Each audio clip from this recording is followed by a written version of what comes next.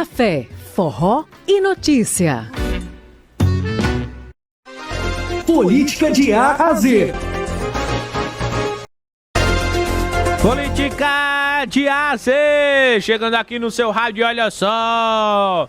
O professor Marco Aurélio Freire está chegando para falar, rapaz, que o deputado federal Fernando Monteiro deve sair do PP para o Partido Republicanos. Raquel Lira comparece no evento da AMUP, fez um balanço do governo, mas deixou anúncios de obras para o dia 22 de novembro. E tem crise no Partido dos Trabalhadores. Corte de gastos anunciado por Haddad gera nota do partido criticando a situação. Quem fala sobre tudo isso é o professor Marco Aurélio Freire. Bom dia, professor! Bom dia, ouvintes da Rádio Cidade. Bom dia, ouvintes do Café Forró e Notícia. Bom dia, meu amigo Lucas Medeiros. Lucas, crise no PT. Bem, está havendo uma crise no Partido dos Trabalhadores, que é o partido também do presidente da República, a respeito do corte de gastos que está sendo promovido pelo ministro Fernando Haddad da Economia.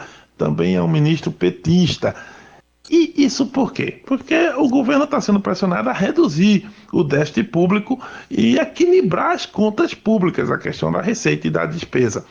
Para isso, há duas saídas. Ou você aumenta a arrecadação, e isto é sinônimo de aumento de impostos, ou você reduz as despesas.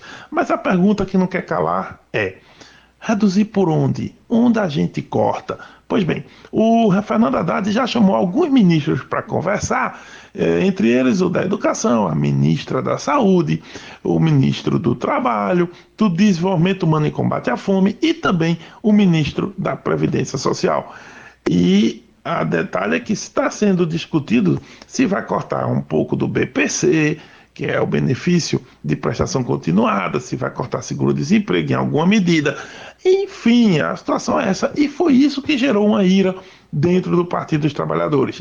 A presidente do partido, Gleisi Hoffmann, emitiu nota junto com outros partidos de esquerda que apoiam o governo, justamente para criticar essa questão, né? Disse que há uma pressão do mercado financeiro sobre o partido, sobre o governo, aliás, que também os índices macroeconômicos do Brasil estavam, ao contrário do que o mercado diz, estavam indo bem, questão de desemprego, questão da inflação menor do que nos governos anteriores. Inclusive aproveitou e criticou também o governo de Jair Messias Bolsonaro, dizendo que naquela época nós enfrentávamos uma inflação aí de mais de 12% e nesse momento enfrentamos uma inflação anual de 4,70% mais ou menos. Então o caso é o seguinte, é que o PT entrou em rota de colisão com o PT, porque Fernando Haddad é um ministro petista, inclusive foi o candidato a presidente do partido quando o Lula não pôde se candidatar em 2018 por estar, naquela ocasião, estava preso na questão da Operação Lava Jato. Então, há essa questão interna, uma crise interna, e isso tem contaminado muito algumas discussões no partido e também dentro do governo.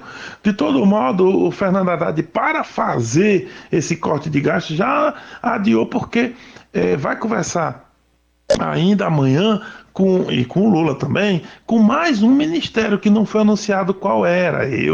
Quando foi perguntado isso, o Haddad, ele acabou dizendo: olha, é o Lula quem vai ter que dizer isso.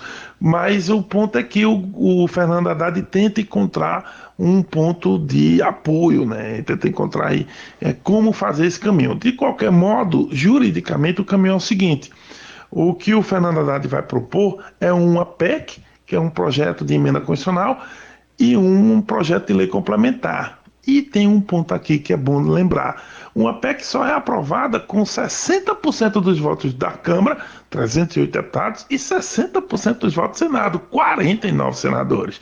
Já um projeto de lei complementar, um pouco menos, é a famosa maioria absoluta, metade mais um, ou seja, 257 deputados e 41 senadores. Mesmo assim é muita gente. Então vai ser preciso muita negociação do governo nessa situação aí. E o que se está vendo é que o próprio partido de sustentação do governo vem claramente contra, abriu aí um debate público e uma crítica pública aos membros integrantes do seu próprio partido. Então, a temperatura subiu em Brasília e a gente tem de ver como o Lula vai fazer para ajustar isso, porque ainda, como o Haddad disse, vão, durante o dia de hoje e provavelmente amanhã, também negociar. E mais um ministério, o próprio Lula está reclamando do corte de gastos, mas o Haddad já incluiu, precisa trazer mais um ministério para fazer corte de gastos também.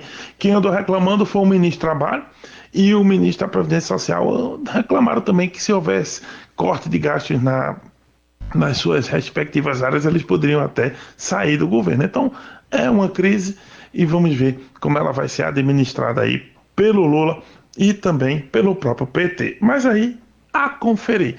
Vindo aqui para a província, ontem foi um dia importante. A AMUP fez o seu seminário, que é um seminário já tradicional. Termina a eleição, a AMUP faz um seminário de reunião com os prefeitos reeleitos e também com os novos prefeitos.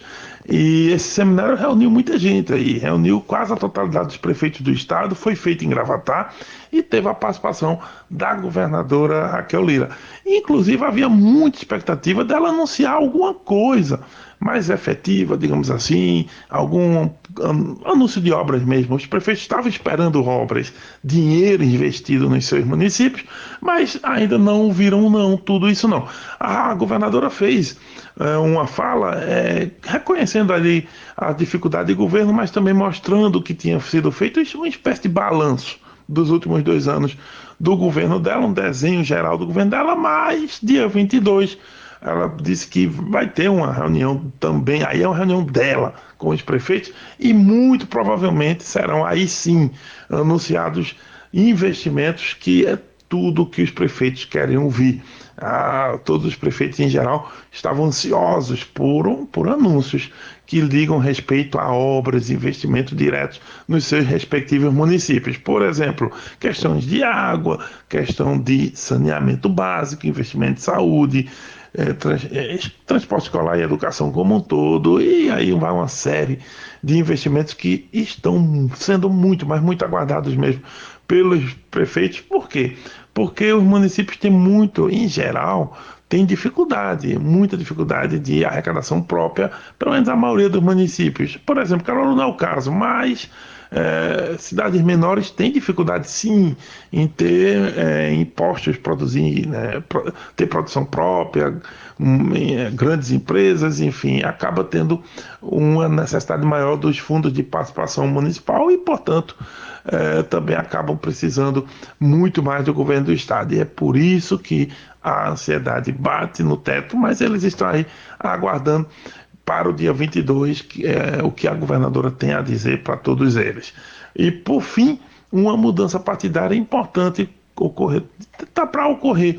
Fernando Monteiro ele está de saída, ele está saindo do Partido Progressista, o PP, já conseguiu a famosa carta de anuência. Aí eu explico, é que os parlamentares em geral, eles não podem sair a qualquer tempo dos partidos, não, por causa de uma coisa chamada fidelidade partidária. Se o fizerem, o partido pode requerer na justiça que o mandato fique com o partido, portanto a pessoa até sai do partido, mas perde o mandato. Para não ocorrer isso, se o partido mesmo der uma carta de anuência, ou seja, uma permissão, então tudo bem, aquele parlamentar sai e leva o mandato com ele. É o que conseguiu Fernando Monteiro para sair do PP. Ele conseguiu uma carta com Ciro Nogueira, que é o presidente nacional do partido, enfim, e vai sair do PP para entrar no Republicanos. A mudança importante porque ele estando no PP, estava sob a liderança de Dudu da Fonte, indo para o Republicanos, a liderança passa para Silvio Costa Filho. Lembrar que os dois são postulantes ao Senado no próximo ano, na próxima eleição em 2026. Por isso, um ponto aí para Silvio Costa Filho nessa disputa.